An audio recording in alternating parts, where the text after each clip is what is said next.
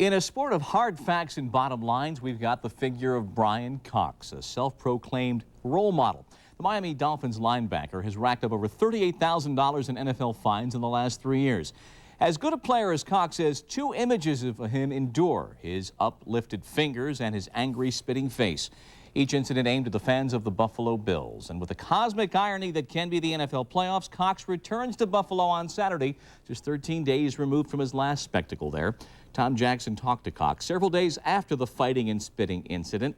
Inside the head of Bryan Cox, tonight's cover story.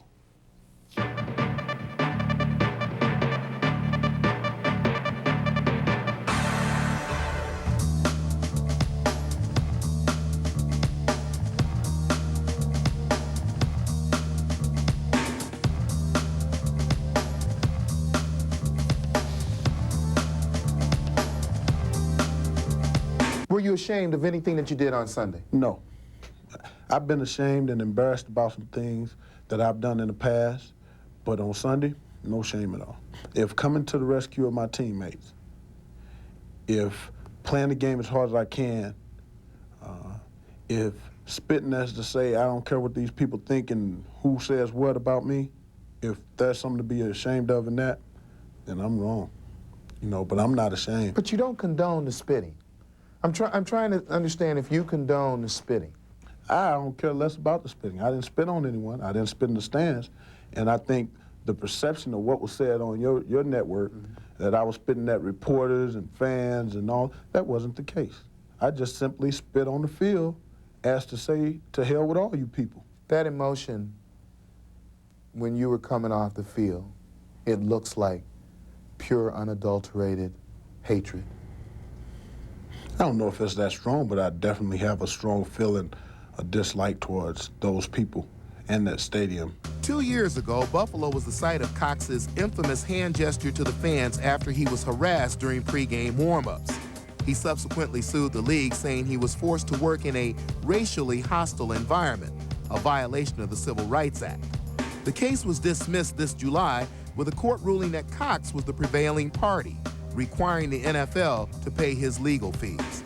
Although this last incident took place at Rich Stadium, his volatile behavior has emerged on other occasions throughout his 5-year career. Is there something wrong with Bryan Cox? Not a damn thing. I'm just a person and a player that gives it everything that I have, plays as hard as I can so I can put food on the table for my family and take care of my family. And I love what I'm doing. I love and respect my teammates. And if you bother them, you have to bother me. If that's wrong, I don't want to be right. Do you ever get feedback from other players when you're at the Pro Bowl on your actions during the course of the season? No. I'm a guy that's basically a loner. I don't have a lot of friends around the league, and I like to keep it that way because there's so many fake people in this game. I don't like fake people. I like real people. I don't want any of you to get the wrong idea that fighting's okay. Fighting's not okay. I have also heard you say, especially the kids, that you would like them to see you differently. Yes. See me as a man that's trying to be a provider for his family. You know, football is a violent game. It's an emotional game. And when you see me fighting out there on the field, not saying that it's right, but that's me. And how can I sit and preach to kids about being themselves and being honest with themselves if I can't do it to myself? I'm who I am. Accept me for it. Realize that I'm going to be me. You don't see Bryan Cox beating his wife. You don't see Bryan Cox getting in ballroom fights. You don't see Bryan Cox getting in any of those illegal things. So therefore, I am a role model.